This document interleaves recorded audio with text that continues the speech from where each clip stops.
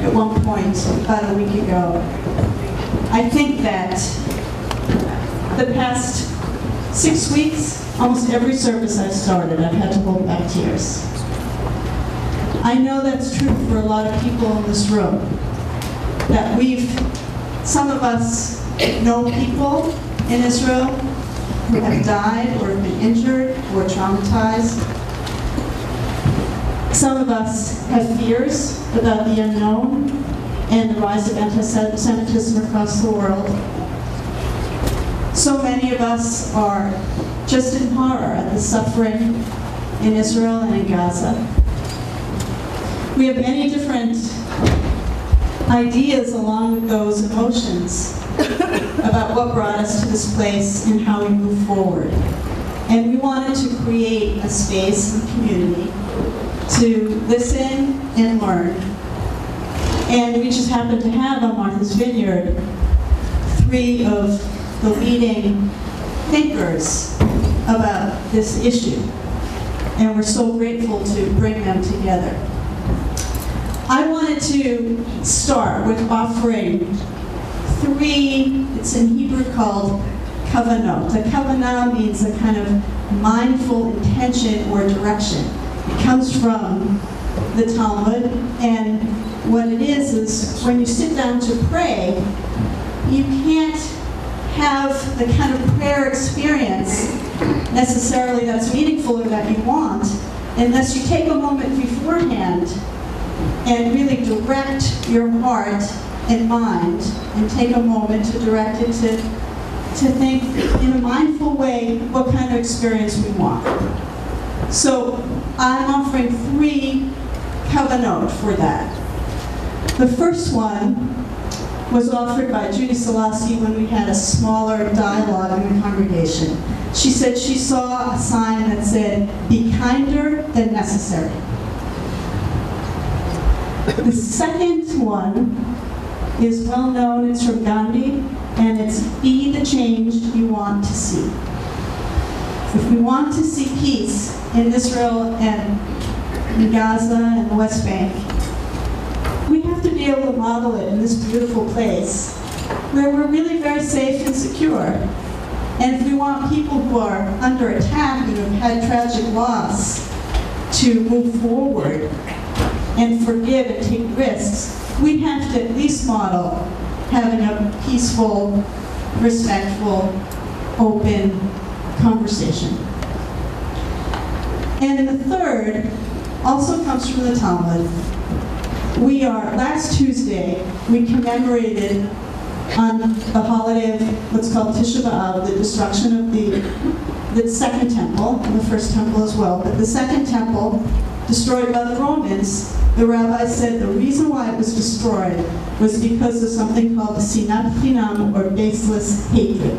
It was hatred among Jews that led, according to this, to the destruction of the temple. Now notice they didn't say it was differences among Jews, but hatred. And if hatred led to destruction, it's also true that difference led to rebuilding of Judaism and the Jewish community.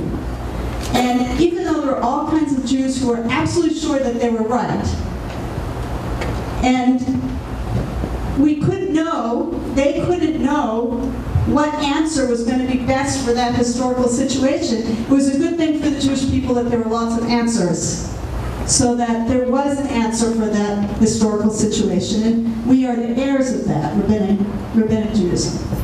But difference is good. It's more than good. We need difference to survive. So we're here to honor difference, and we have 3 panelists who are leaders with differences among them, which we are very grateful for. So I'm now going to introduce our panelists. That cell phone reminds me to tell you to please turn off your cell phones. It could have been mine, no judgments, but please check and turn off your cell phones.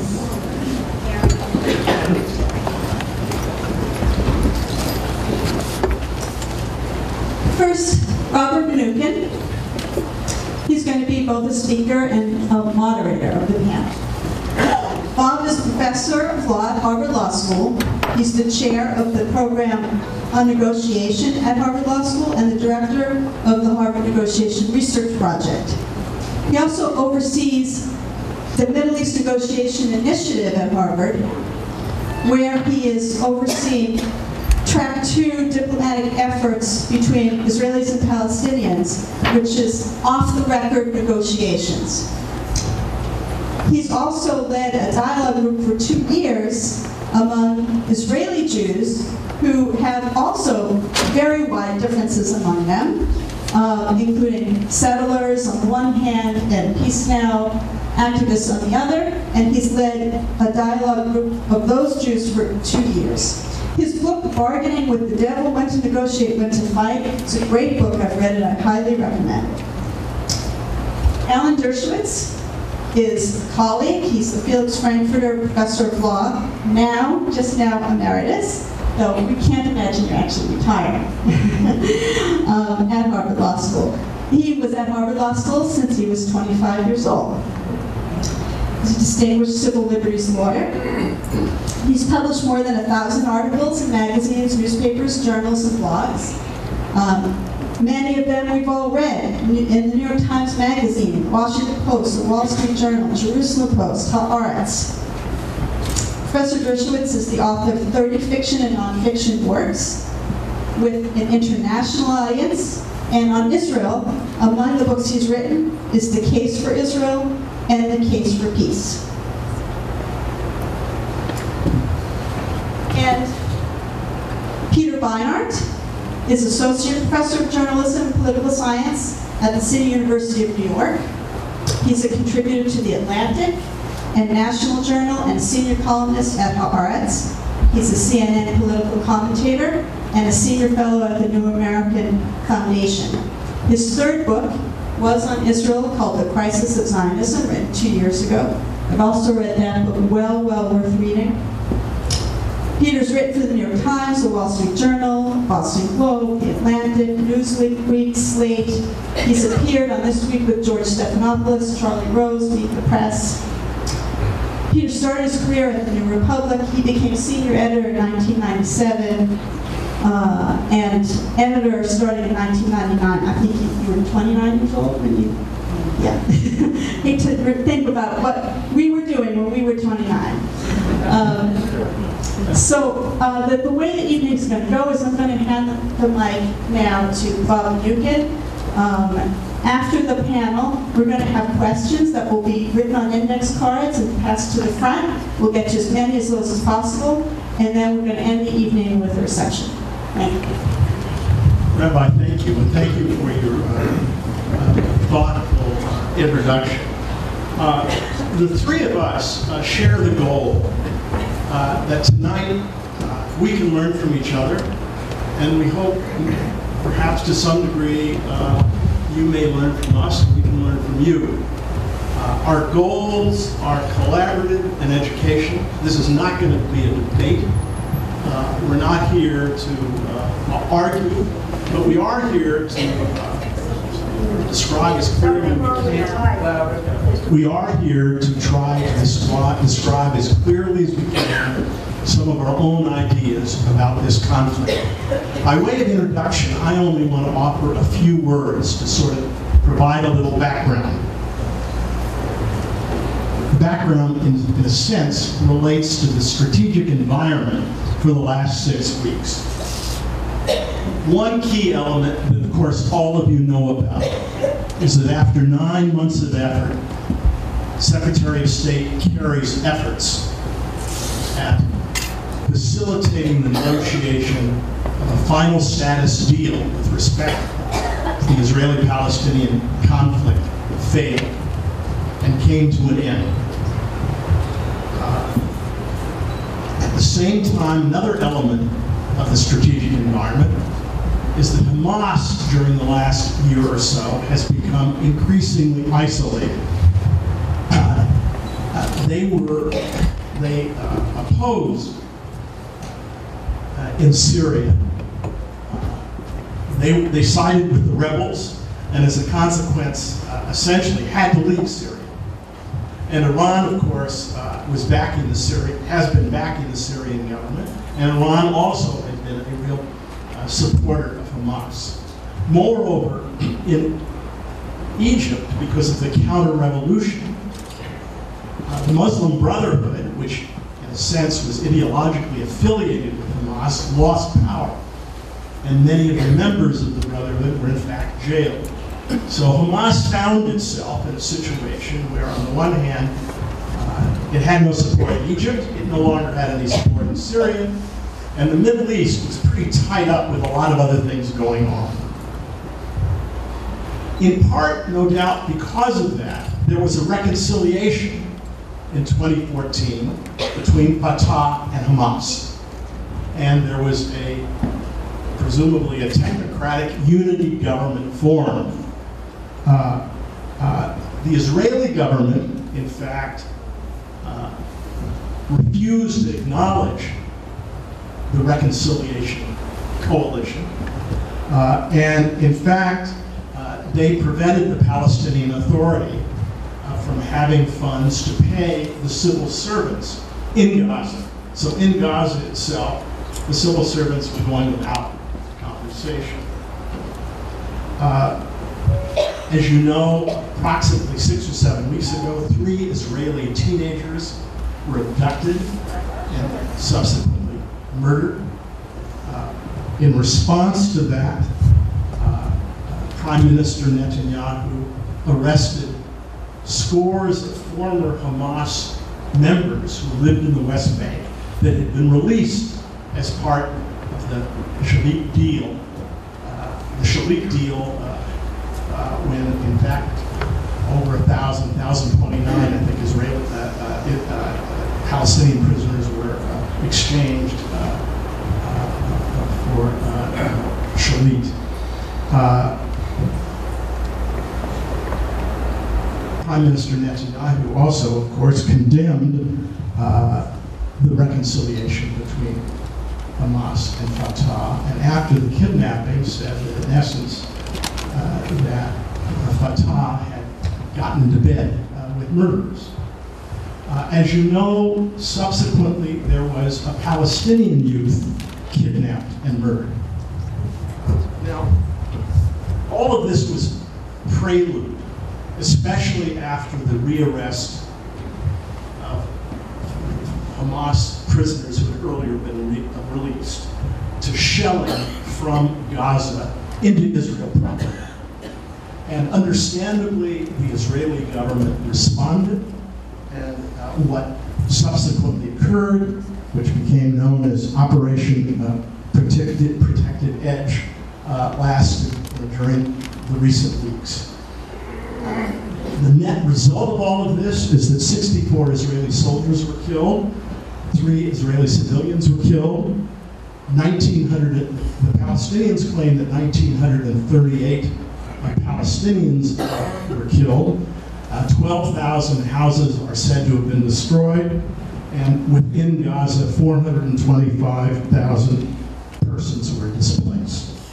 Now, obviously, all of this has been horrific, and we've all seen on television not only the terribly troubling pictures of Israelis, air raid sirens going off, and Israelis scrambling into air raid shelters, but we've also had all these vivid pictures of the shelling and bombing in Gaza.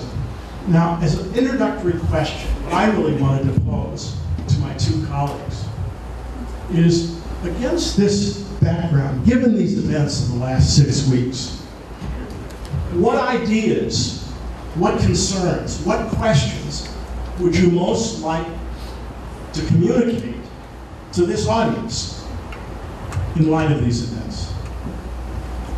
Peter, can I begin with you? Sure. Thanks very much for having me. Let me start by saying something about Hamas.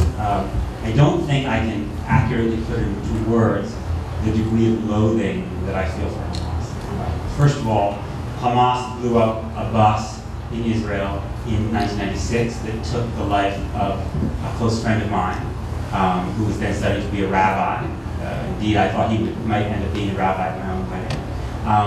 I spent the first week of the war with my 6-year-old in Israel, going into shelters 5 or 6 times. But I also loathe Hamas for what Hamas does to the Palestinians. Hamas has turned back the clock in Palestinian society in terms of the treatment of women and the treatment of Christians and the treatment of anyone who is not, who does not buy into their very barbaric and backward-looking form of Islam, to such a degree that a Palestinian friend of mine who's from Gaza told me that several years ago her mother went to Gaza, who had lived in Gaza in the past, and wept to see the impact on Palestinian society of being under Hamas control. So Hamas scares me, both for what it does to Jews and what it does to Palestinians. But let me tell you something else that scares me. A couple of years ago, I was in the West Bank, in Hebron, talking to a Palestinian youth leader, someone very strongly committed to nonviolence. And I was asking him some questions, and then he turned to me, and he asked me a question. He said, "Peter, why does Israel support Hamas?" And I said, "Sorry, I don't understand." He said, "Why does Israel support Hamas?" I said, "I don't know what you're talking about. Israel and Hamas are sworn adversaries." And he said, "Yeah, I know that's what they say. But, you know, we don't look at what they say. We look at what they do." The way it looks to me is that Israel always strengthens Hamas by destroying those Palestinians who practice nonviolence and recognize Israel's right to exist. Those were terribly frightening words for me to hear. But I understand why he said them. We know a lot. I would imagine that if I asked people here how many have heard of the Hamas Charter, you would mostly say yes. And if I asked you how many of you heard of the Hamas tunnels going under the ground in Gaza, you would say yes. How many of you in this room have heard of Military Order 101 in the West Bank? How many of you have heard of Bassam Tamimi? Let me explain. The Military Order 101 in the West Bank says that it is illegal for 10 or more Palestinians to gather for a political purpose without prior authorization from the Israeli military, even if they gather in someone's home. According to the way it's often carried out by some military commanders, you have to give the names of the people who will be assembling in writing. Why does this matter? Because in villages like Bilin and Nabi Salah, where they have been protesting non-violently for years and years and years, protesting with Israelis in exactly the opposite spirit to the spirit of Hamas. You find Gandhians like Bassam Tamimi who get convicted for violating Military Order 101 because it is de facto illegal to have an assembly of 10 or more people in the West Bank. Bassam Tamimi, most recently, he's been brought before military courts in the West Bank for leading the protests in Berlin 11 times. Most recently, he was prosecuted for violating Military Order 1 and for violating the order against incitement. What does the order against incitement say? It says any statement, verbal or otherwise, that could be construed to disrupt public order can be prosecuted by up to 10 years. That's when he's even put on trial. Bassam Tamimi was held in administrative detention, which means no trial, for 3 years.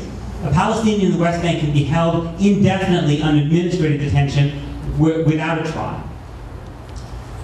My point is, when Israel treats Bassam Tamimi that way, when it treats Abu Rahman, who has been a leader of the protest movement in Nabi Saleh, when it treats them that way, it makes Hamas's work so much easier.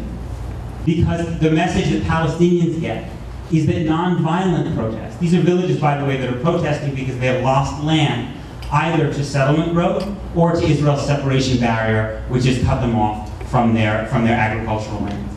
It makes Hamas's position so much stronger when Palestinians see that this is the way Israel responds to nonviolent protest. Or look at the case of Salam Fayyad. Salam Fayyad, you may remember, was the Palestinian prime minister from 2007 to 2013. This was a Palestinian leader that even right-wing Israelis liked because of his commitment to nonviolence, his commitment to recognizing Israel's right to exist, and to building Palestinian institutions.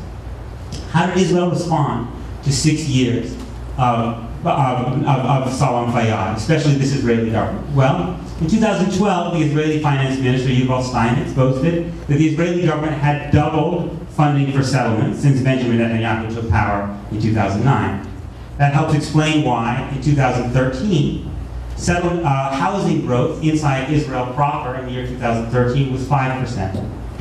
In settlements in the West Bank, it was 130%. Which helps to explain why, when Salam Fayyad resigned in despair in 2013, last June, he told Roger Cohen of the New York Times that, in fact, Israel had in practice been very hostile to him. The settlements had grown and grown and grown, that it had discredited his political project and had strengthened who? Strengthened Hamas. This is what also scares me. Israel has a military strategy against Hamas. We can argue about it, I might quibble at some of the edges, but my basic problem is not with Israel's military strategy against Hamas. It's with Israel's lack of a political strategy against Hamas. Or should I say, Israel's anti-political strategy against Hamas. Because Israel's political behavior, which is to discredit people like Bassam Tamimi and Salam Fayyad, to make Palestinians believe that their way is ineffectual, that their way gets them nothing, strengthens Hamas dramatically. That's what frightens me. It is an Israeli policy that militarily destroys Hamas's tunnels and rockets, but politically destroys the hope that nonviolent protests and mutual recognition can bring the Palestinians the basic rights that I would hope we all think they deserve. That's what frightens me as well. Thank you. Well, I agree with much of what Peter said. I'm opposed to 1001. I publicly stated my opposition to it. I've been opposed to the settlements since 1973. I wrote my first op-ed piece against the first settlement, Elan Moreh, and I've been radically opposed to Israel's settlement policy. But that has very, very little to do with what's going on in Gaza and what's going on with Hamas. And the best way to demonstrate that is to just look a little bit at the history, just very briefly. 1938, Israel accepts a two-state solution. 1948, Israel accepts a two-state solution. 1967, Israel says return all the lands in exchange for peace and recognition. The Palestinians go to Khartoum and issue their three famous no's: no peace, no negotiation, no recognition. 2000, 2001, the Israelis and President Clinton offer the Palestinians a state, the end of the occupation in Gaza, the end of 95% of the occupation in the West Bank. Arafat says no, and in a recent article in Atlantic, Hillary Clinton says, don't listen to the revisionist historians, it was Arafat who said no. She knows that, and that, of course, is the truth. In 2008, Omer, who was not the current government, offers the Palestinians an even more generous peace offer. End of the occupation, end of the settlements. Palestinians do not respond.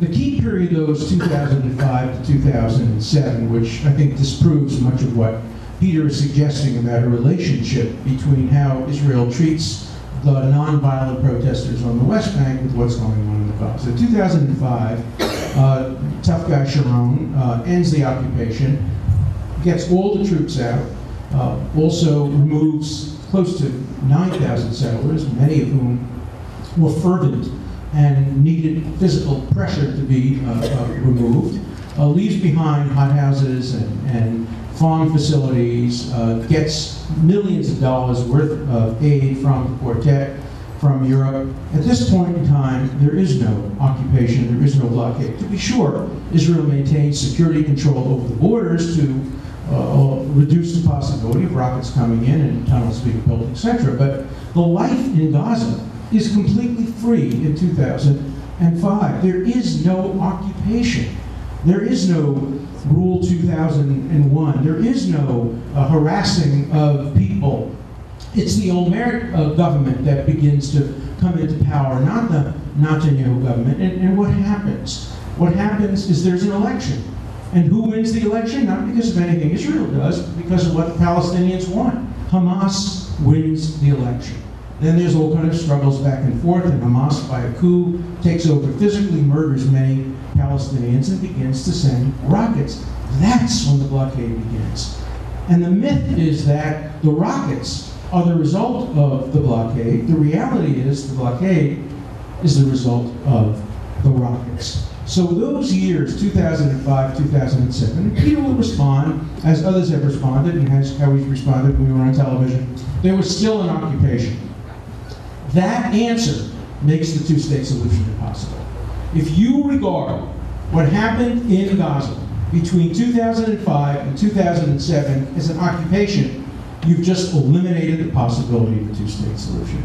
Because everybody knows that the end of the occupation must be accompanied by security arrangements whereby Israel doesn't trust ISIS not to walk across the border and doesn't trust terrorists. I just want to read you from something that Hillary Clinton said in an interview just the other day. If I were the Prime Minister of Israel, you're damn right I would expect to have control over security. Because even if I'm dealing with Palestinian Authority President Mohammed Abbas, who's 79 years old, and other members of Fatah who are enjoying a better lifestyle and making money on all kinds of things, that does not protect Israel from the threat. So Netanyahu could not do this in good conscience. She also says in the interview that Omer insisted on the same thing, and Rabin insisted on the same thing. So if you, Peter, regard, as you did in a television show, if you regard the years between 2005 and 2007 in Gaza as a continuation of the occupation, you have ended any prospect of a two-state solution. Because Hamas has now proved that they can send rockets to close the airport. And if they can close the airport from Gaza, they can surely close the airport from the West Bank.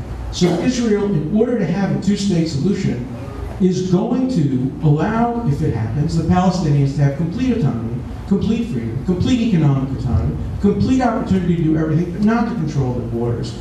That's a non-starter. And if that's regarded as a continuation of the occupation, if you can't understand that occupation and blockade is a matter of degree, and that even if you give complete freedom within the land and control the externalities in the border, that's different than settlements and occupation. If you don't recognize that occupation and blockade are not black and white, but they're nuanced and calibrated, and ending the settlements and ending the presence of troops in the middle of towns is a major step forward.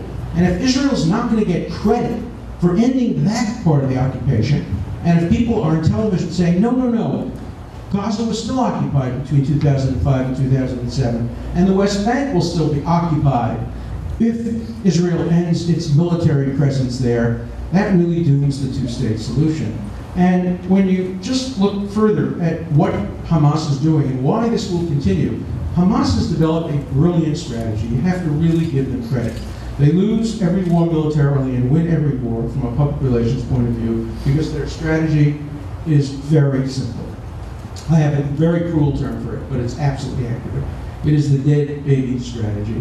Their goal is to embed their own rockets and build their own tunnels from densely populated civilian areas. By the way, if you look at any map, you'll see there are many areas of the Gaza Strip that are not densely populated. There are wide open areas from which they could send rockets and in which they can build tunnels. But they picked the most densely populated areas to put Israel to the tragic choice. Either don't respond, which some Israelis say don't respond, and let the people of Sderot suffer from PTS and suffer from the threats of constantly being barraged by rockets, or fire back. And if you fire back, and as Hillary Clinton again said in the interview, in the fog of war, no army is perfect. The first deaths in the last war were friendly fire deaths caused by Israel against their own soldiers. You will inevitably cause civilian casualties. One more point, you're saying I'm coming to an end, and that is the other myth, in addition to the fact that Gaza is the most densely populated area in the world, it's not even close to New York, it's not even close to Chicago, major areas, is that the vast majority of people killed during this recent war were women and children. Total falsehood, total lie. The vast, vast majority of people killed have been men between the ages of 15 and 40, which corresponds precisely to the ages where Hamas uses people, men, as terrorists. So the question that Amos Oz put, and I'll end with this question, a great peacenik, when he was being interviewed, he put this question to the interviewer. If you were sitting at home watching your children in their nursery, and your neighbor put his child in his lap and started firing machine gun bullets into your nursery, and the only choices you had was to let the firing continue, nobody's been killed yet, but maybe they will be, or to fire back, trying your best not to kill the children, but knowing that you might kill the children, what would you do? What would America do? What would any democracy do? Final point. These are close questions. People should debate them.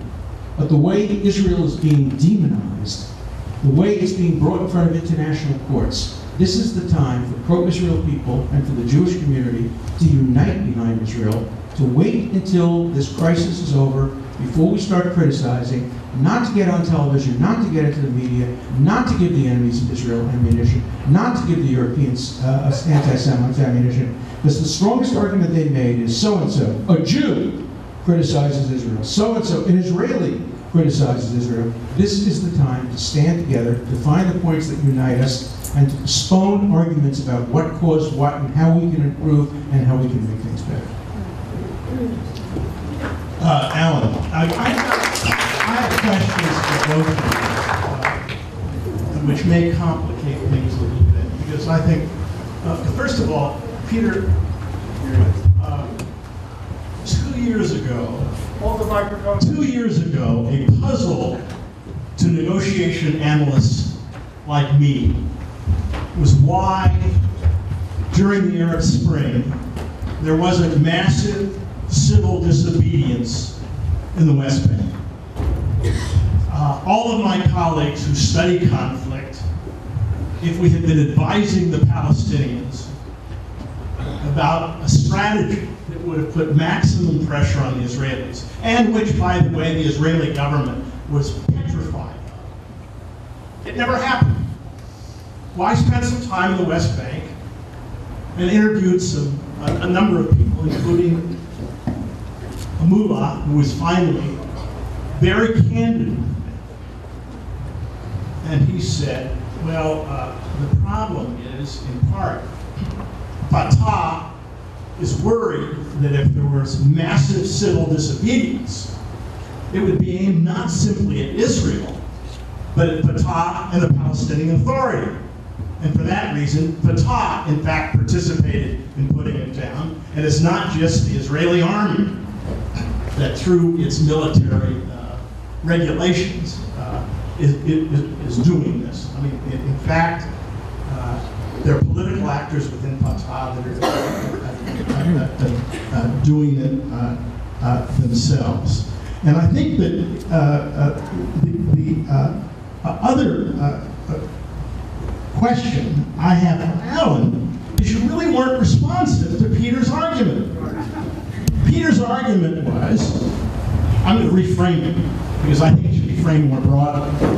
Not that the Israeli government is trying to help Hamas, but what drives me crazy is if anyone thinks that in the long run, one must have some kind of political resolution. If you're rational, what you're going to try to do is act in a way that strengthens the hand of moderates on the other side. And I guess what I put to Alan, quite apart from 2005 to 2007, quite apart from the history, quite apart from what the Europeans have done in reaction, I'm very, very troubled by Netanyahu's consistent set of behaviors, which in my view have in fact diminished Abu Mazen's authority, and in fact, indirectly, although that was not his intention, helped Hamas. So first I'm going to let Peter respond to me, and then you'll get your chance to. I hope I've said something to offend folks. Let me respond to the question. Also, a couple things Alan said. Alan makes it sound as if you have to be crazy to believe that Gaza is occupied by Israel. Indeed, that it was occupied between 2005 when Israel withdrew its settlers, and 2007 when Hamas took power militarily in Gaza. Well, that means then that the United States government is crazy, the United Nations is crazy, the Red Cross is crazy, Human Rights Watch is crazy, and Amnesty International is crazy. Because they all believe that Gaza is occupied by Israel. Now, Alan has the right to believe they're all wrong, but let me try to explain why they think they're right. Because I'm going to put a question to both of you. Why should we care? We should care because you're playing a semantic. No. It's not a semantic. And that is whether we know there's a blockade around. Once you understand what the blockade means, you understand more about the way Palestinians in Gaza live, and that's important. So, for instance, first of all, when Israel in 2005, when Israel withdrew its settlers, it created a security perimeter, what it called a security perimeter, inside the Gaza Strip. Let me repeat this. There was a territory that was near the outskirts of the Gaza Strip, inside the Gaza Strip, from which Palestinians were barred from entering. It was actually expanded in 2007, but it existed even in 2005, which meant that there were territories inside the Gaza Strip. This happened to be actually a significant percentage of the arable land in Gaza, for which, if you went, you were in a free fire zone and you could be shot at by the IDF. In fact, a significant number of Palestinian farmers, in fact, were killed because they went onto their land inside the Gaza Strip in the perimeter that Israel had established in 2005. That's one reason that all of these organizations think that Israel occupies Gaza. The second is that when you were born in the Gaza Strip, you submit your name to the Palestinian Authority, who then submits your name to the IDF, and you're put into a computer. And the Israeli government, through that database, decides whether you can leave. Not just whether you can leave and go to Israel, but just whether you can leave, whether you can go anywhere. It's also the case that the Israeli government does not allow access into Gaza by air or sea, and in conjunction with Egypt by land. So, if the United States had a perimeter inside Canada, from which Canadians were barred from going, any Canadian born had to go into a database inside that America controlled that determined whether they could leave Canada, and the United States decided whether planes, people, or boats could go into Canada, we'd be occupying Canada. Now, you might say, we don't need to occupy Canada because Canada doesn't want to kill us, but that's a separate question. I'm not arguing whether this is a good idea. I'm simply trying to explain to you why virtually everyone who has studied this carefully, except Alan, thinks that Israel occupies Gaza. Now, on the question about everybody knowing that a two-state solution is going to require Israel to maintain a permanent, or at least indefinite, military presence in the West Bank. This is, in fact, again, this is Alan knowing something that none of the serious negotiators who have ever worked on this issue actually know. For instance, the Clinton parameters, the gold standard that Alan himself praised as the gold standard of the document laying out what a two-state solution would look like. It said Israel could maintain control, troops in the Jordan Valley, the part of the West Bank which abuts the country of Jordan, for 3 years. And then they would be withdrawn, and then it would be an international force. If you look at the Geneva Agreement, it was agreed to in 2003. If you look at the Olmert-Abbas negotiations, Olmert never required an indefinite Israeli military presence in the West Bank. He also understood there would be a transition to an international force. It's only Benjamin Netanyahu who is for many years, but especially 3 weeks ago in an interview, said that he conceives the two-state solution as a two-state solution in which Israel maintains permanent military presence in the West Bank. No serious two-state negotiation has ever had that premise. And it's quite understandable from my point of view why Palestinians might feel that a state of their own that was going to continue to have Israeli troops on it was not, in fact, an independent state. And we can talk more, and then I want to add one last point. The analogy that Alan makes is between a Palestinian state in the West Bank and what's happening in Gaza. The idea being, of course, Israel has to have military troops in a Palestinian state because look at what's happened in Gaza. I never said that. Okay, you said. So, well, that's what Benjamin Netanyahu But said. don't put Benjamin Netanyahu's words in Okay. I'm taking the position of Benjamin Netanyahu has said that Israel has to have permanent troop presence in the West Bank. That is not the position. That's not the position that any serious negotiation has ever maintained. Peter, the problem. forgive me. We're going to get to the final status issues, and I hope we can really explore them with some care. But let me respond. What I'd like you to do first is respond to my suggestion, which may not be accurate, that in fact Fatah itself repressed the possibility of civil disobedience Absolutely. as a tactic. Absolutely. When I talk to my friends, Palestinians in the West Bank, they say we've been beaten up by the IDF, we've been beaten up by Mahmoud Abbas's people. One of my friends, Fadi Karan, who leads nonviolent protests in Hebron, said basically they don't make much difference to me who it is, basically. It's absolutely true. The Palestinian Authority is Israel's subcontractor in the West Bank. It maintains undemocratic control of the West Bank because there have been no elections, because Israel and the United States don't want elections, and in fact Mahmoud Abbas hasn't really wanted elections either because they don't want Hamas to be able to run. And in cahoots, they repress the possibility of protest in the West Bank. There's no question about it, which is precisely why, in fact, you need a legitimate, democratically elected Palestinian leadership throughout the West Bank and Gaza, and Hamas should be allowed to run in those elections on two conditions. The first condition is that they understand very clearly that if they launch rockets, Israel will have the right, I would say the obligation, to respond. The second is they make publicly clear, and they have said this in several interviews, but it has to be more formalized, that although Hamas, as a party, does not accept Israel's right to exist, that Hamas will respect the will of the Palestinian people in a referendum if Palestinians vote for a two-state solution in which Israel has the right to exist. That's actually almost identical to Benjamin Netanyahu's position, because Benjamin Netanyahu also leads a party, Likud, which is publicly opposed to the two-state solution, but he says that his party will respect the will of Israelis in a referendum. That's the way to have a legitimate Palestinian leadership that Israel can negotiate with, and one that hopefully will not be involved in the anti-democratic repression that we are seeing by both Israel and the Palestinian Authority in the West Bank. Peter, not only are you putting Netanyahu's words into my mouth, but you're putting false words into Netanyahu's mouth. Let me tell you what Netanyahu has publicly stated. First of all, he has withdrawn from a position he had earlier stated about the possibility of an indefinite military security. By the way, he didn't mention troops there. It was security arrangements of some kind on the border. Let me read you from Hillary Clinton again. She said, so Netanyahu could not do this in good conscience. If this were Rabin or Barak in his place, and I talked to Ehud about this, they would have to demand a level of security that would be provided by the Israel Defense Forces for a period of time. In my meetings with them, I got Abbas to about 6, 7, 8 on a continued IDF presence. Now he's fallen back to 3, but he was with me at 6, 7, 8. I got Netanyahu to go from forever to 2025, which is 11 years. That's a negotiation. So that's the position. And the Israeli government has officially announced that if there were a period of quiet, they would find it possible to end or reduce security arrangements.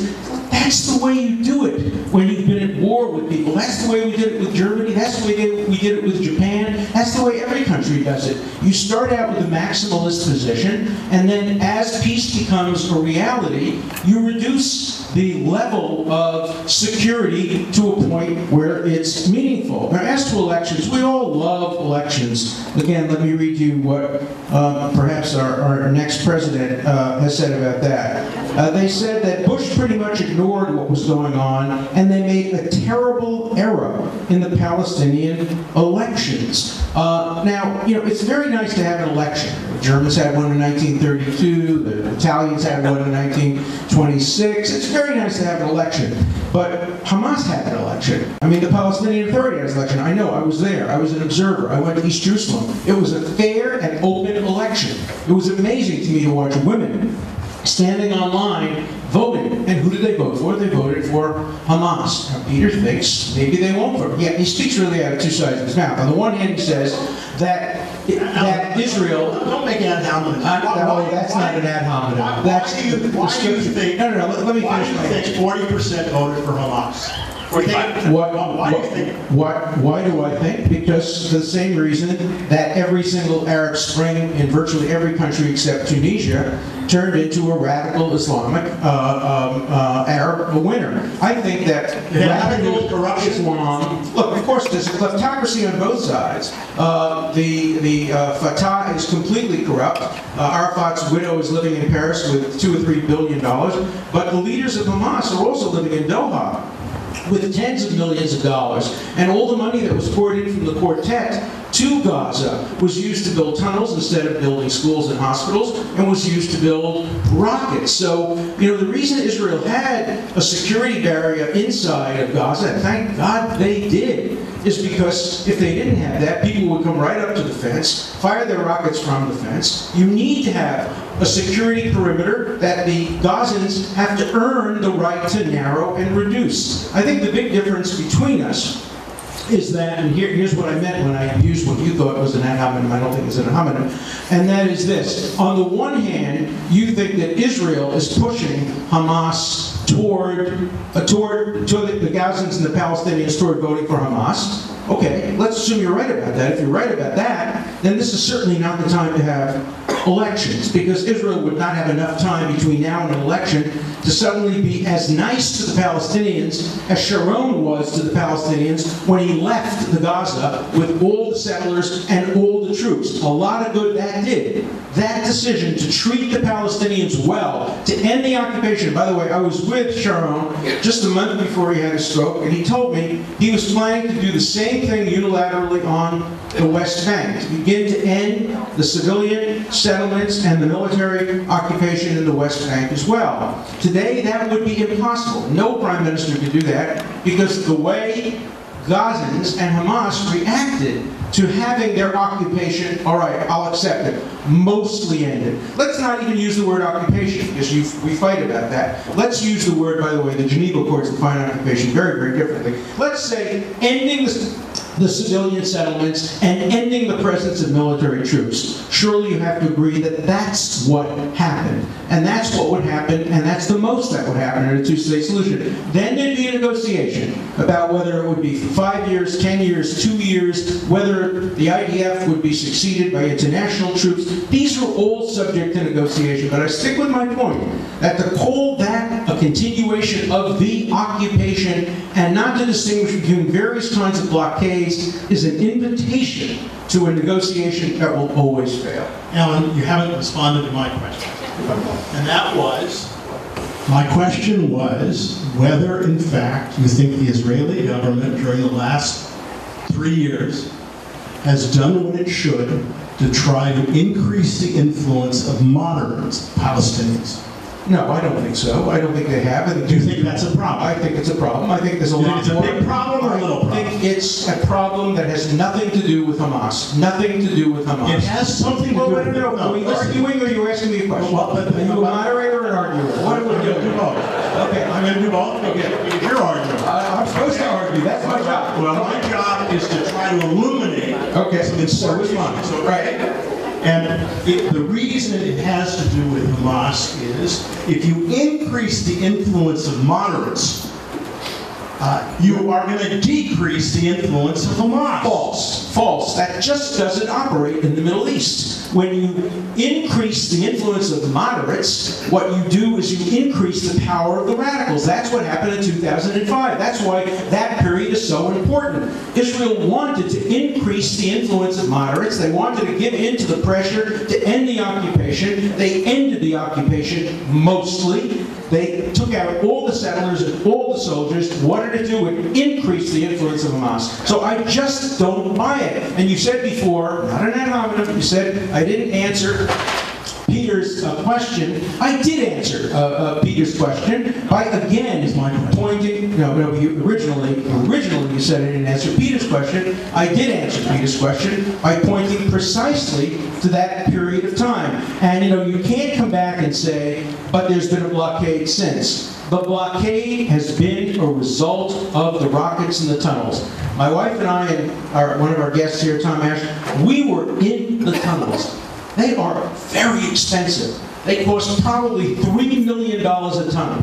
Israel has just now announced today that it has figured out a way of being able to detect tunnels that will cost them $2.5 billion to do it. It'll be worth it, because $2.5 billion is a good expenditure to save 1,900 lives and 67 lives.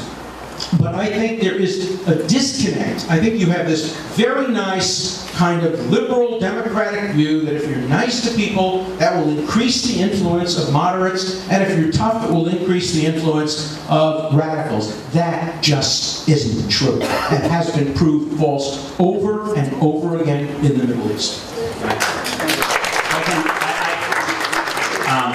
I think, first of all, it's worth noting that some of the naive, Zabar's eating peace lovers who actually believe that Israel should have been talking to Hamas going back to 2006 when it won that election include Ephraim Halevi, who ran Mossad, and in fact, virtually all of them former members of Shin Bet, Israel's internal security service, who are interviewed in the film The Gatekeepers. Many of you have watched that And film. me, by the way. I think we should talk to them. Okay, so let me just say something I think about this election that Hamas won in 2006. First of all, it was not an election in Gaza. It was an election in Gaza, East Jerusalem, and the West Bank, and Hamas did not win a majority. Hamas won 45% of the vote.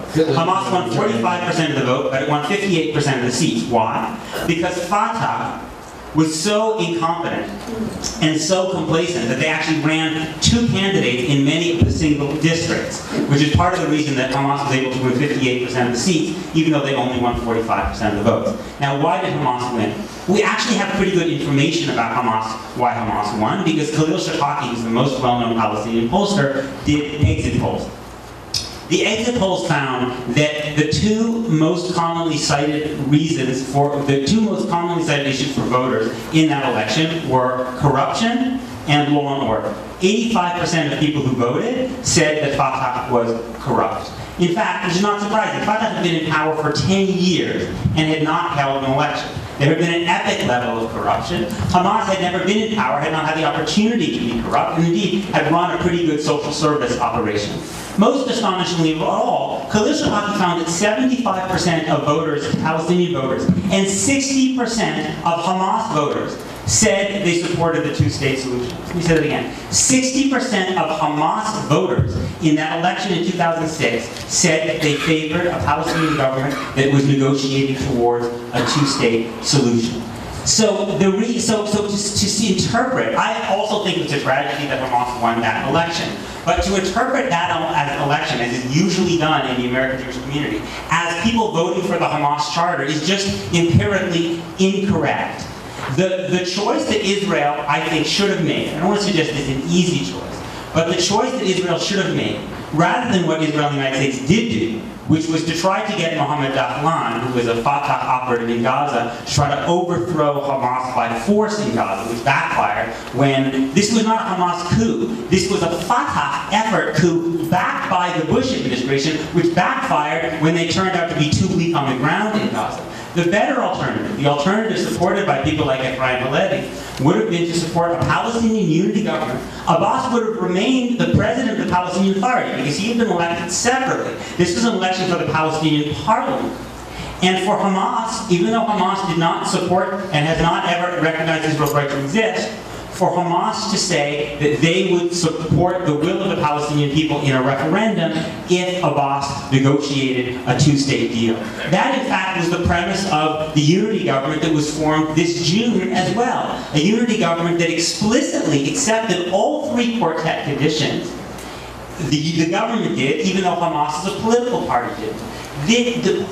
I would love Hamas to recognize Israel.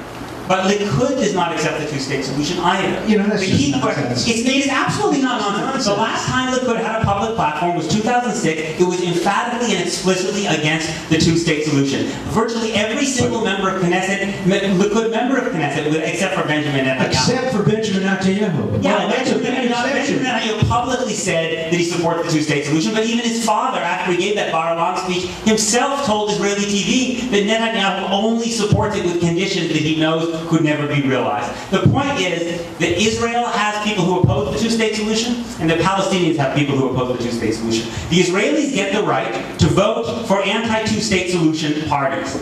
I think it's a tragedy when they do, but they have that right. The Palestinians should have the same right. That is completely different than taking military action. If you practice violence, you should expect violence will be reaped upon you. But you cannot say as a matter of practice that Israel has the right to have elections where they elect people who are against that two-state solution, and the Palestinians don't.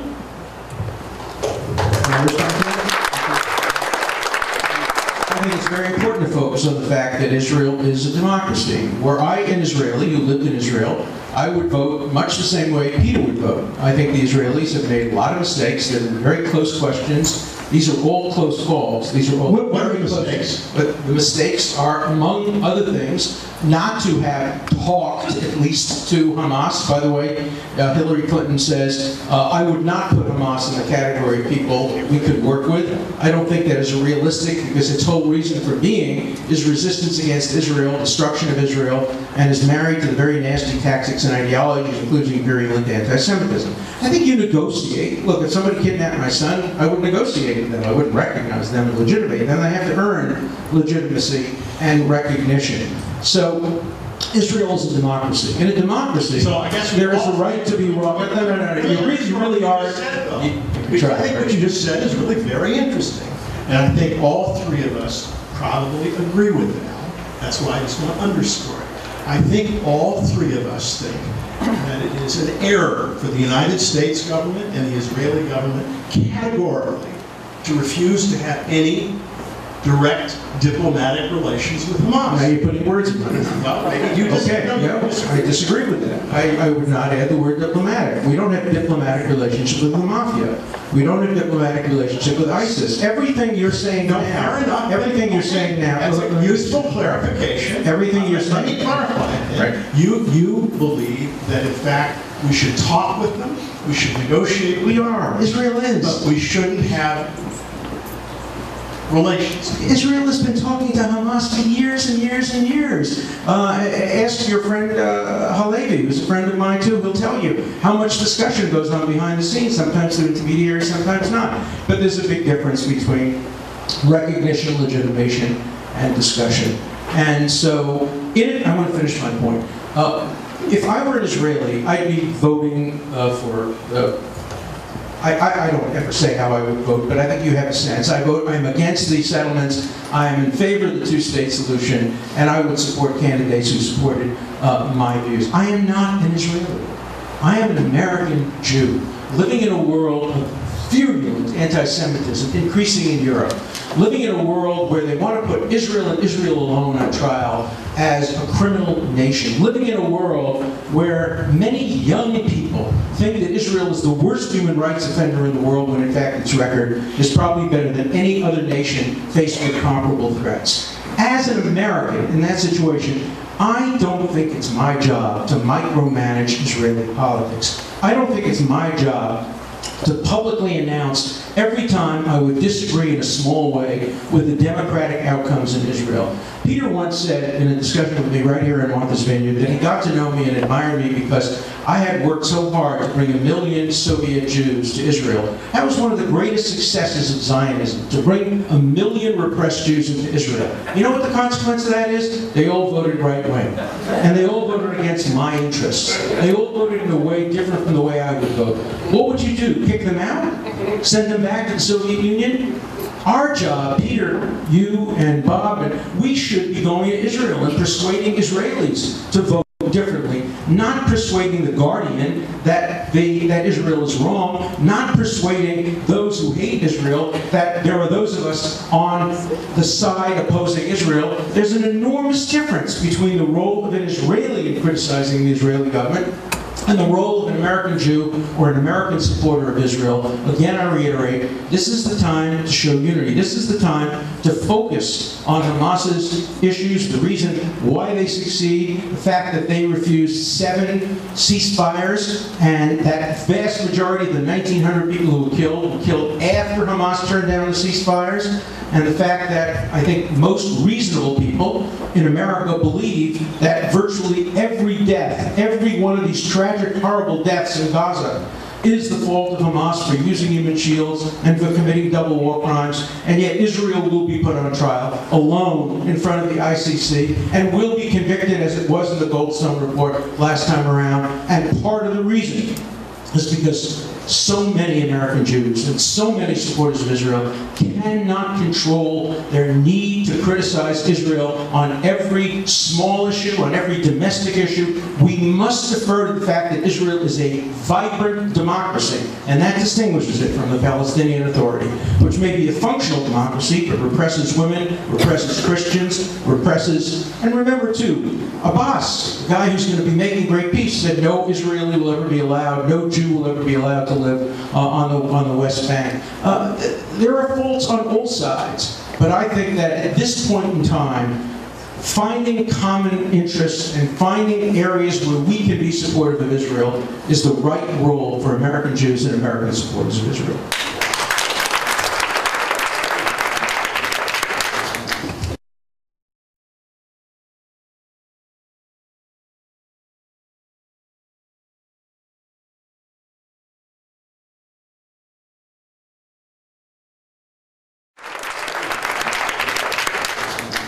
Let me say a couple things. First of all, if I take the position that I should not criticize what Israel does because I don't live in Sderot, then I have no grounds to criticize what Palestinians do because I don't live in Gaza City either.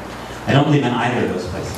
And it seems to me it's precisely because I believe I do have the right to criticize what the Palestinians do even though I don't live among them, that I also believe I have the right to criticize what Israel does even though I don't live in Israel. Now, Alan said that Israel is a democracy, and therefore maybe should have some special standing for not being criticized. First of all, it's worth noting that that's not a position that the American Jewish leadership takes in general. American Jewish leadership criticizes democratic governments all the time, usually for their policies towards Israel, including criticizing the government of the United States. But it's particularly perverse to use the fact that Israel is a democracy inside the Green Line to say that we should not criticize Israeli behavior in the West Bank, because in the West Bank, Israel is not a democracy.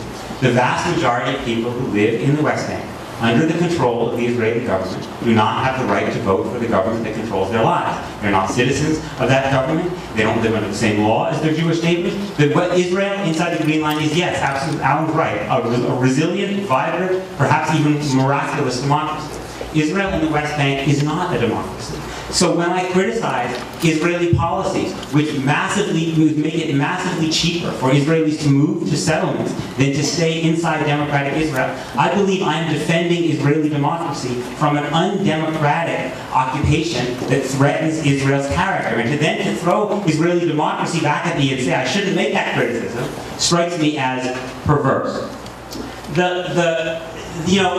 I believe that we have a very old and very honorable tradition as Jews of airing our dirty laundry to the world.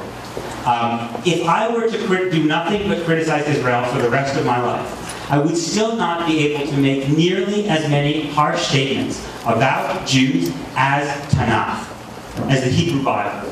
Is there any book which is a greater compendium of Jews behaving badly, indeed, than our own sacred text? And we know throughout history that, in fact, Tanakh was used by anti-Semites to abuse Jews. We know, for instance, we read that the Roman emperor himself cited the story of Joseph's brother selling him into slavery as the justification for the destruction of the martyrs of the Mishnaic time. But we have believed that it is more important to hold ourselves to a higher ethical standard, even if anti-Semites may sometimes use our words against us. And I believe all the more so during war.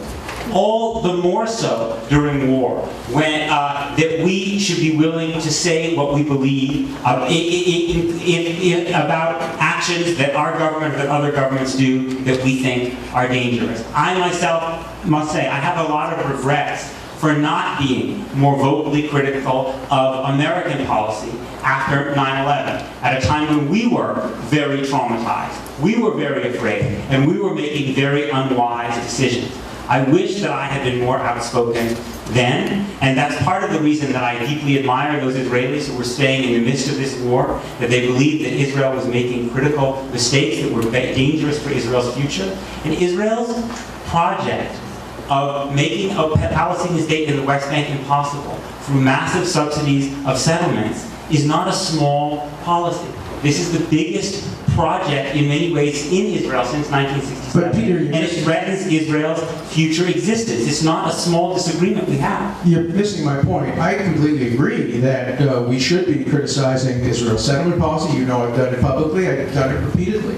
I think the big difference between us is that today, and I also agree that it was very important for us as Americans to protest the war in Iraq. And it's very important for Israelis to protest what they believe is what's going on in Gaza. I have no problem with any of that. The question is, while rockets are flowing and tunnels are being built, and the world is ganging up on Israel, and I think you agree that what's going on in the world in relation to Israel is incredibly, incredibly unfair. And when Israelis themselves are largely not divided about this, the polls showed Netanyahu with 90%, 92% approval in his conduct of the war, and the head of the general staff and the minister of defense. Now that approval rating has gone down a little bit, but it's still in the high 70s and 80s.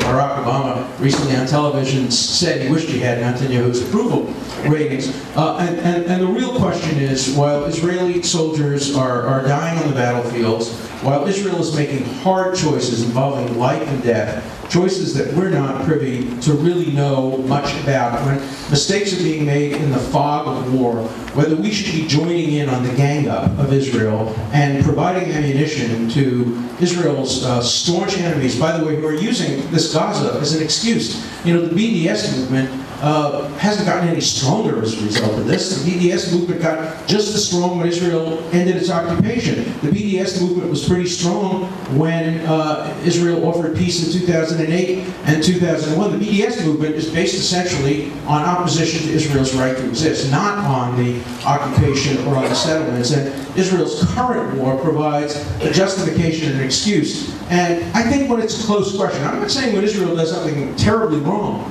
it shouldn't be criticized. It should be. But I'm saying when there's a close question of nuance, when there's a close question of what's right, when reasonable people could disagree, and when Israel takes an action that the vast majority of its citizens, democratically elected, agree with, a little bit of deference to Israel's democracy is appropriate. I would defer also to Palestinian democracy. The Palestinians voted for Hamas. You can interpret it any way you want. The end result was that more people voted for Hamas than for any other group. Israel, that was not Israel's fault, because that happened right after the end of the occupation in Gaza was over, and when Israel was making a transition from a government that had done that to an Omer government that would offer an even more generous peace. And that's when Hamas won the election. That's when the rockets were flown. That's when the tunnels were built. So again, I think it supports my position that there is little or no relationship between Israel's conduct on the West Bank and the actions of Hamas in the Gaza. I guess what I would like to do is look to the future. Right? And I think, frankly, I'm not interested in arguing more about how the 2005 evacuation of Gaza might have been handled better. I have actually written about that. And it's a complicated story, and Sharon did a lot of things wrong, too. But what I'm really curious about... You're going to give him no credit for doing something? No, I gave him a lot of credit. Give him a little credit. I gave him a lot of credit. And the most important credit I give him is he helped solve the demographic imperative. Because by leaving Gaza and removing 9,000 settlers, he made it clear that over 1.5 million Palestinians were not going to be part of whatever Israel might later become. And I think that was an incredible achievement. Wasn't novel to him. Bacon said the same thing back in Camp David. He wanted to give Gaza to the Egyptians. The Egyptians wouldn't take it. What I'd like to do is look ahead, if you let me. And what I'd like to suggest is all three of us, I believe, share to some degree a common vision. What we would love in 10 years, or you might say 15 years. Some of us might hope 5 years. Is a Palestinian state and an Israeli-Jewish state living side by side, right? And peacefully living side by side, okay? And the great paradox, of course, is the polls suggest that a significant majority, above 60%, of both Israelis and Palestinians, in fact, would like that. Moreover, as a negotiation analyst, if you ask what are the final status issues of Jerusalem, security, borders, settlements, all insurmountably difficult, the answer is they're tough. The devil's in a lot of the details. But I urge all of you to go to a website called Is Peace Possible? www.ispeacepossible. You can draw the map your own way, and it really quite brilliantly lays out, doesn't make an argument about what ought to happen. It just shows that, in fact, there are a number of alternative ways to resolve these final status issues that could serve the interests of most Israelis and most Palestinians. And the great puzzle, of course, is it's not happening. Boy, have we seen in the last 6 weeks that it's not happening. And I guess what I would like to ask each of you is constructively, what do you think going forward might happen in terms of what the Israelis might do, what the Palestinians might do, perhaps what the United States might do, what the Egyptians might do, that could be constructive so that in 10 years there's some realistic possibility. And I don't think it's going to be arguing about whether everybody in Hamas really wants to destroy Israel, or it's only 40% of those in Hamas. You know, what fraction is there differences among those in Hamas? But I think the issue of what going forward might be done is really the core question in my mind. I'm sure many of the people here would like to get your wisdom on. So what would I have Israel and the Palestinians in the United States do?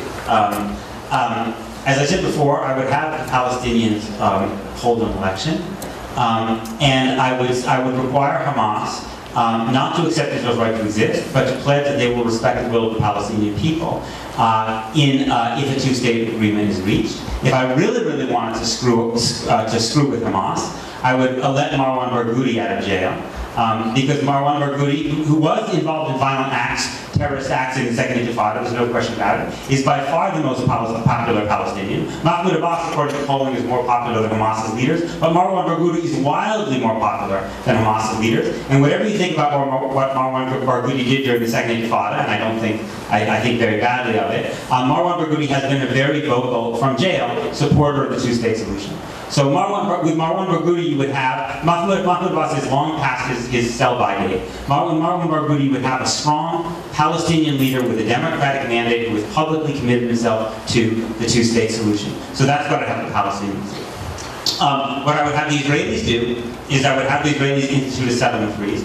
Not what we saw in 2010, in which we saw more growth in settlements during the year of the freeze than there had been in 2008, because in fact because settlers continued to build on foundations that they were already laid, so you had this massive building of foundations in the month leading up to the freeze, which would then they built on during the freeze, so you actually had more settlement growth in 2010, the year of the freeze, than you had 2 years earlier, but a real settlement freeze. And I would include at least parts of East Jerusalem in that settlement freeze, because there are parts of East Jerusalem that are very, very dangerous to the possibility of a Palestinian state, because you need a Palestinian state to have access to East Jerusalem, which is the natural, commercial, cultural, religious center of the West Bank. I would indeed start raising money throughout the Jewish diaspora to be able to pay settlers to move back inside the Green Line. Since I think Alan would agree, most settlers are not there for ideological reasons. They're Israelis who moved to the West Bank because Israel made it cheaper for them to live there through subsidies, and they would move back if someone would buy their house from them and show them that they could live a decent life inside the Green Line. And I would have the United States make publicly known what has been reported again and again and again. You know, we talk about the Palestinians missing opportunities to miss an opportunity. That is definitely happening.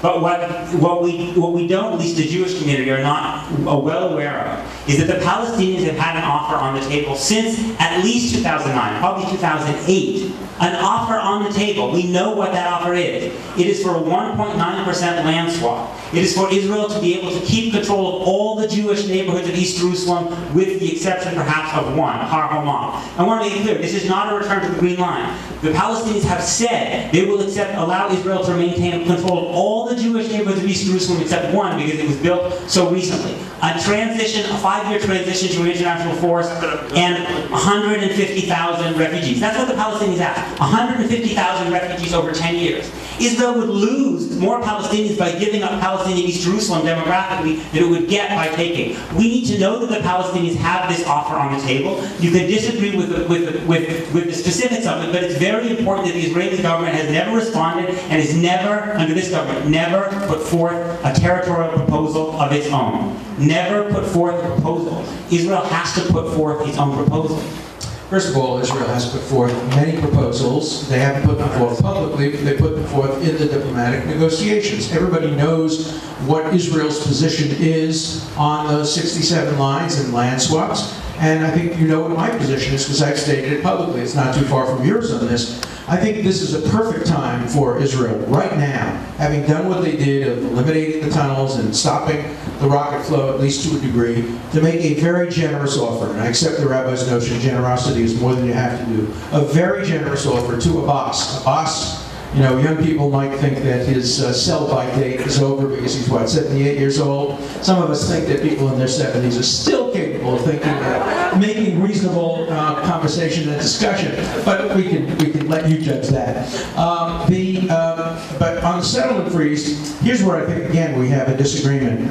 Peter likes to use general phrases like settlement freeze, occupation, a blockade. I like to break it down into parts. I had proposed, actually personally proposed to Abbas, had him sign a statement agreeing to this, that Israel should have a settlement freeze whereby it builds nothing, zero, in areas that are likely to become part of the Palestinian state. But there'd be no restrictions whatsoever on Israeli growth up rather than out in areas like Ma'ale Adumim, which everybody acknowledges will always remain part of Israel, and really divide the West Bank into 3 areas. Those that everybody agrees will remain part of Israel, those that everybody, the vast majority, agree will be part of the Palestinian state, and the disputed area like the Ariel Bloc, where there would have to be a settlement freeze. And so that's why I so strongly oppose Peter's, for example, support of a BDS movement against activity against products that were made in the settlements. He doesn't distinguish between the settlements. He does exclude Jerusalem, but he would have a freeze on SodaStream, which is in Ma'ale Adumim and has 900 Palestinian employees and is in an area that everybody knows will always remain part of Israel. And the land swap is very possible because although they, under a land swap, have the Kotel, which, if you go back to 67, it's a war crime to go to the Kotel. If you go back to 67, it's a war crime to go to Hebrew University because you're occupying areas. But Israel has an ace in the hole on trade, and that is under the 48-49 agreement, there is no connection between the Gaza and the West Bank. And that connecting piece of land that would connect the Gaza to the West Bank is really worth, in terms of value to the Palestinians, virtually everything that Israel would like to hold on to. So I think the prospects for a realistic deal are on the table. And I have not only in print and on television, but personally urged the Prime Minister of Israel that this is a perfect opportunity, not 5 years, not 10 years, not 15 years from now, but right now, to make a generous offer to the Palestinians. Where we disagree is I am opposed to elections being held right now, and I am opposed to diplomatic recognition of Hamas, or at the moment, inclusion of Hamas in a government unless and until they say the words, we recognize Israel's right to exist, we will not oppose them by violence. They have to earn their right to be part of a government with which Israel negotiates. The kind of technocrat government is just a cover for giving legitimacy to Hamas, which they would feel they have earned by their rocket fire in their tunnels, not by their movements toward peace. No, I'd like to also offer my thoughts. Sure. First, I think it is time to accept Hamas as a permanent feature of the Palestinian scene, at least in the short and intermediate run. This does not mean diplomatic negotiations necessarily, but I find it quite striking that Netanyahu refused to make the strategic choice of using the idea to crush Hamas. Why?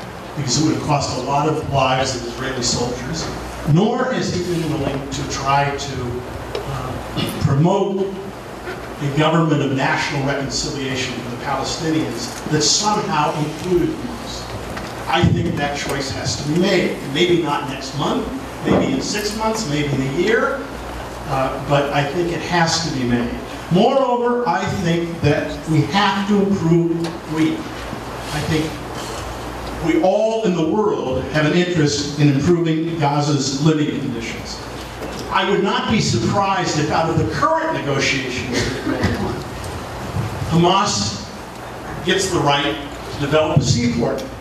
In fact, the former Israeli National Security Advisor said it would be very easy to give Gaza a seaport, and it wouldn't represent necessarily a threat. Why? Well, because if you did it as part of a deal where any ship coming to Gaza had to first stop in Cyprus or Greece and then be accompanied to Gaza, the security risk to be managed. I think symbolically it would be hugely valuable. I think that, in fact, the Israeli government in the next 2 or 3 years could give the Palestinian Authority greater security control over certain areas within Israel. I'm not going to bore you with the differences between areas A, B, and C. But most fundamentally, I think the goal ought to be to put the Palestinian Authority in charge of the Gaza borders with some international assistance. Israel has agreed to that. You want one address. I mean, from Israel's perspective, having 2 Palestinian, quote, semi-governments is not helpful. And I think that, in fact, Israel ought, I hope, to bite the bullet to do this. And what it really means, though, is that Israel should completely change its approach to Palestinian national reconciliation. A greater degree of national reconciliation, I think, will substantially increase the authority of moderates and diminish the authority, Alan notwithstanding, my prediction might be wrong, of the extremists. I think there are also going to be required changes in Hamas. They're going to be, Abu Mazen is going to have to play a more of a leadership role than he has in the past. I agree with you, it would be nothing better than let Barghouti out of prison. It would be taking a chance because none of us quite know just what his attitudes would be, but he is a charismatic leader. I interviewed students at the University of Bethlehem when Arafat was still alive, and I said, who are your heroes? Expecting them to say Arafat. To a person, they said Barghouti. I mean, Arafat was old news. And so he is a guy with the charisma to win an election big time. He is someone, if you won an election, if he chose to make peace and move towards a 2-state solution, he could pull it off, probably. But we don't know whether, in fact, he would want it. And there will be some risks involved. And the real dilemma, by the way, from a negotiation perspective, is how do you let him out of jail but not taint him? Because if the Israelis let him out of jail, many Palestinians will think he's a stooge of the Israelis. Footnote. Another one of these ironies. Guess what Fatah and Hamas agreed on? Fatah didn't participate much during the negotiations where 1,000 Palestinian prisoners were released. They both agreed that Barghouti should not be released for very different reasons. Hamas because they saw him as a political threat, and Fatah, no doubt, Abu Mazen because he realized he'd be old news if this charismatic guy got out.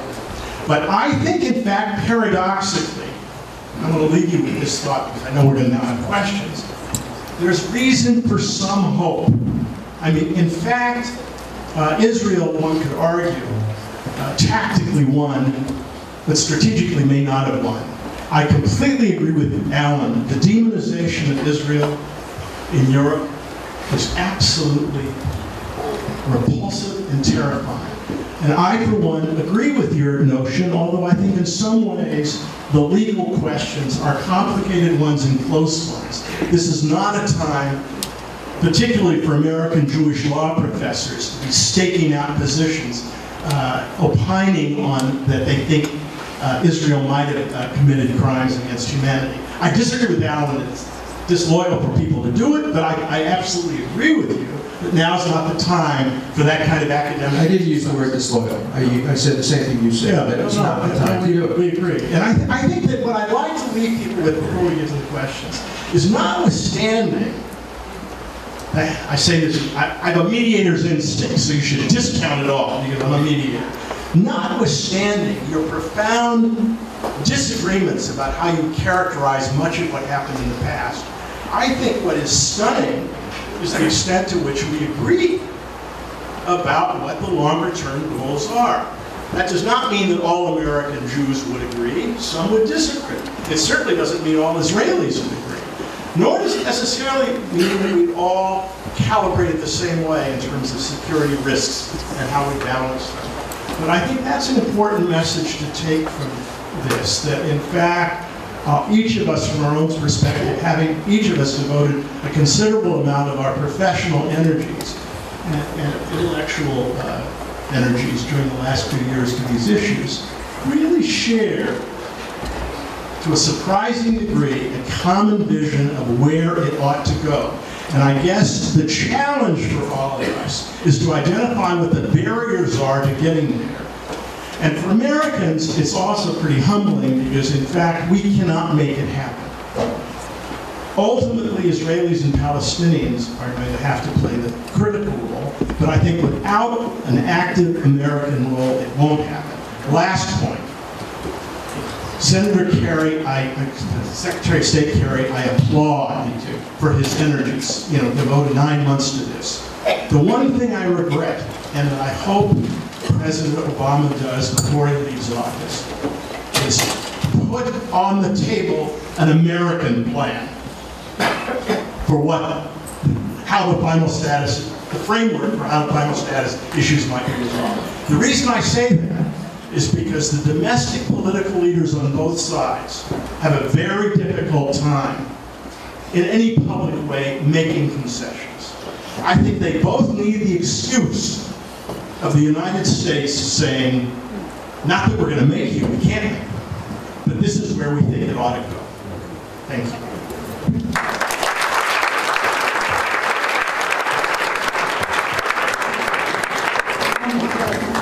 Thank you so much. We're going to have some questions now. We're going to take 10 minutes for questions. First I want to say, I know, since Alan went to Yeshiva, he know this term, Machlokes l'shem shamayim. This was an argument for the sake of heaven. I really appreciated that you panelists, I really had a sense of what they believed and why, and I learned a lot. We're going to ask as many questions as we can in 10 minutes, so I'll just ask that answers are brief. There were a number of questions about the media coverage of this. Can you talk about what you thought it was, Alan? Hamas understands the media very, very well, and they know that the media only focuses on visuals. And the visual of the dead babies and the dead children, which, by the way, showing dead children and dead babies is a violation of Islamic tradition and perhaps even Islamic Sharia law. But that's the goal. That's what they do. And of course the media has to show the dead babies. And as long as the media continues to do this without providing a context, without showing the rockets, without showing the tunnels, without showing the rockets hitting in Israel, without showing the difficult choice that Israel is put to of either not responding or responding and having some civilian casualties, this will continue. So I have a very pessimistic view. I believe that 2 years from now we will be back here again. Hamas will again be firing rockets. Israel will again be being brought in front of the Goldstone Report. Nothing will change because Hamas is winning this war, and nothing Israel can do will change that as long as they have the ability to fire their rockets from densely populated areas, build their tunnels in densely populated areas. And there is nothing Israel can do except technological. Iron Dome, this new, Peter loves to say that the solution must always be political, not military. Sometimes the solution must be military. The solution to ISIS has to be military. The solution in the Second World War had to be military. There is at least a military component. You quoted Hebrew, let me quote Hebrew. Hashem oz le'amo yitain, Hashem yivorech et amo b'shalom.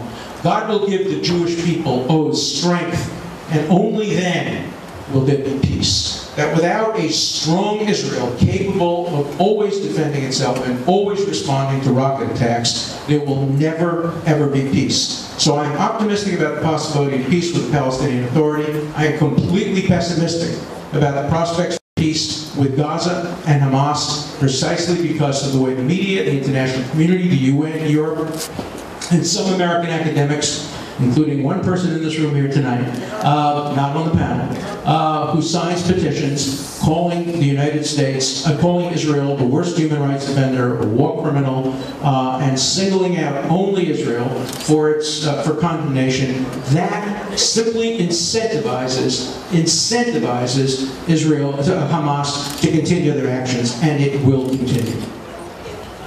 I have to say, Alan, I have no idea who you're talking about in the crowd, but I think that was very inappropriate. I mean, whoever you're talking about has no ability to defend himself. But I have a name to well, he's right. He doesn't need an ability. He knows who I'm talking about. He can come and talk to me after. I'm not going to publicly reveal it. If you want to criticize us, you should criticize us. I don't think you should criticize the audience. I'm always happy to criticize the audience. If there's somebody in the audience who deserves criticism. Okay, it's not the way I operate. I think that the media coverage has been very different in different parts of the world.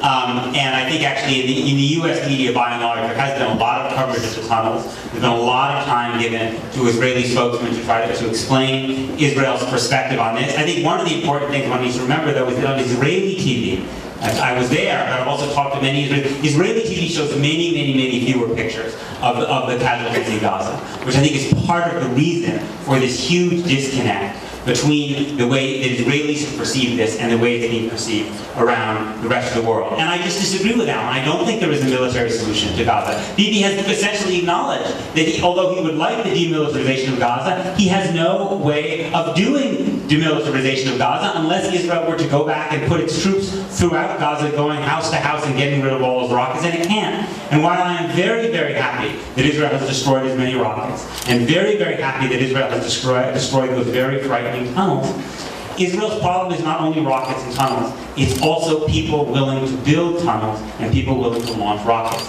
And when I think about the Palestinian children who have now gone through 3 wars in the last 5 years. Now, Israelis are very traumatized too, but the level of death and destruction that Palestinian children have seen in their young lives is producing a level of post-traumatic stress disorder and rage that is also a threat to Israeli security. So when we think about the rockets and tunnels that have been destroyed, we also have to think about all of those children who have members of their families who have died, and what's going to become of them, and whether that is the environment that we're going to produce people that are willing. What would you have done differently if you were the Prime Minister of Israel? I've said in great detail what I would have done. What would you have done differently once the rockets? Once the rockets. Hold on a second. I'm sorry. I really want to get to questions. I'll answer it when you go to the next question. I wrote an entire column about what I would have done. Why don't you ask a second question from the audience, okay? Okay, it's your question, so I'm representing my constituency. So I'm going to put together a few questions. There's some people who are concerned in terms of the future of the peace process about Arab prejudices about Jews, that there was a boycott, an Arab boycott of Israel from the beginning, and there are some people who are concerned about racism within Israel against Arabs. They're different questions, but how would you deal with it? And if you could keep your answers short so I can get to more questions. We just have 5 more minutes. Yeah. I'd like to respond to that. The last book I wrote was called Bargaining with the Devil, When to Negotiate, When to Fight. The problem with this kind of conflict, and it's human nature, is a vast amount of demonization goes on both sides.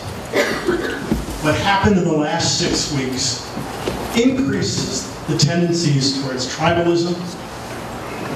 Fear, I often say as a mediator, the 2 most dangerous emotions are fear and anger. And let me assure you that both within Israel and within Palestine, there is a vast amount of fear and anger.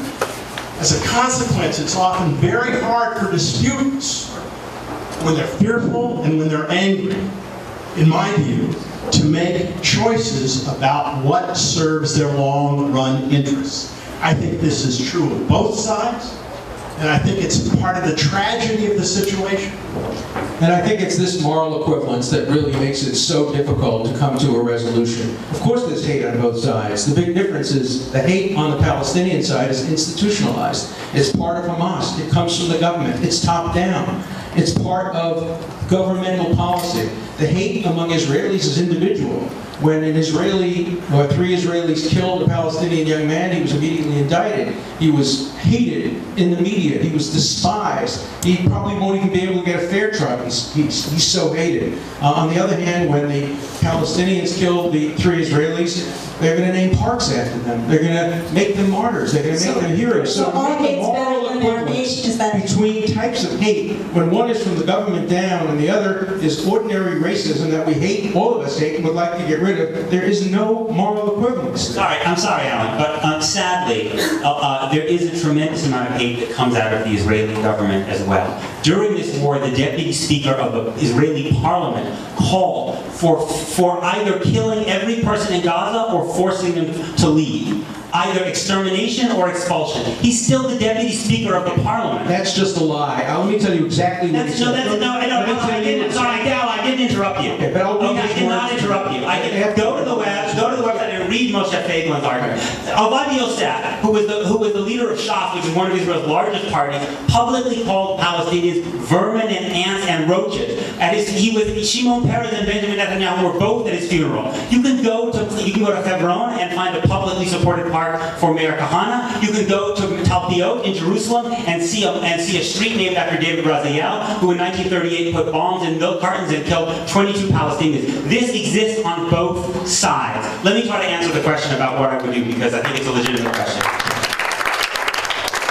I would return fire. I've said that in every single statement I've ever been asked. I would return fire. But I would also say that I would support a ceasefire that leaves those elements of the blockade that are not necessary for Israeli security. It is not necessary for Israeli security that fishermen can only fish 3 miles off the coast. It is not necessary for Israeli security that it is impossible to export from Gaza into Israel and the West Bank, which has destroyed the Gazan economy and made people more desperate and easier prey for Hamas. So I would return fire, but I would support a ceasefire that eases non-security aspects of the blockade. I would support a Palestinian unity government under the conditions I mentioned, and I would institute a settlement freeze, and I would put a territorial proposal on the table, which from all the reporting we have, Benjamin Netanyahu has not done in private or in public. And indeed, Benjamin Netanyahu's response to the Dershowitz proposal, which Alan said Mahmoud Abbas signed. Alan, how did Benjamin Netanyahu respond to your proposal? He said that it's a very serious proposal and it's under consideration. Has he agreed to it? Well, it wasn't ever agreed to formally by the Palestinian side. You said he signed it. He signed it on a piece of paper, but it's never been officially accepted by the Palestinian side. Netanyahu said that it's a very serious proposal. He, by the way, doesn't have the ability to accept or reject. It has to be done through the parliament, it has to be done through the cabinet, and my prediction is that it would be accepted, but it hasn't been accepted. I need to answer this thing about the hate. It's just totally false. Of course you have idiot rabbis. I can quote you more things from idiot rabbis in Israel than you'll ever want to hear. And of course idiot rabbis sometimes get elected to positions of authority. And of course you get radicals. By the way, what this guy, who I hate, despised, said was very different. He said what he would propose was giving Hamas people an option of leaving Gaza during the war and going to areas outside of Gaza so they would be safe from fire, so that Israel could destroy the tunnels and destroy the rockets without endangering civilian life. That became interpreted as either expulsion or genocide. That was not what he said. I disagree with it, and I read it too. I disagree with what he said, but don't mischaracterize it. And the big difference is, yeah, in Hebron, where you have local autonomy, you can have a little park, but the Palestinian National Authority makes heroes out of every killer and murderer and terrorist. And the Israeli government does not. The Israeli government is the prime minister and the cabinet, not somebody exercising his right of free speech in the Knesset, where he has immunity. And by the way, he is being investigated by the prosecutor for making those kinds of statements. You cannot create a moral equivalence between the hatred in Israel and the official hatred within Hamas and the Palestinian Authority. Okay, thank you. I want you to notice how important a mediator is, because as soon as I took it from Bob, the heat went way up. So obviously it was Bob's skill in mediation that did that.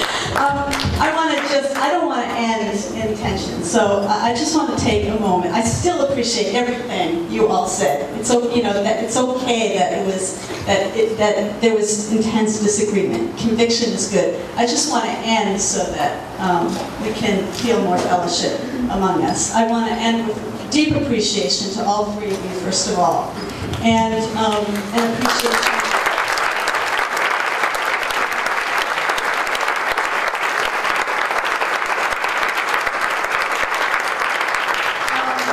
If I can do something rabbinic, if we can just take a breath for a moment and sing Oseh Shalom. Not everyone knows it, but you can hum along. It's a song for peace. And then we'll have a reception. Oseh Shalom B'Rama, U'Yaseh Shalom Aleinu, Ve'al Kol Yisrael, V'Imru, Amen. Yaseh Shalom, Yaseh Shalom, Shalom Aleinu, Ve'al Kol Yisrael, Yaseh Shalom, Yaseh Shalom, Shalom Aleinu Ve'al Kol Yisrael. May there be peace in Israel and for all the world. Amen.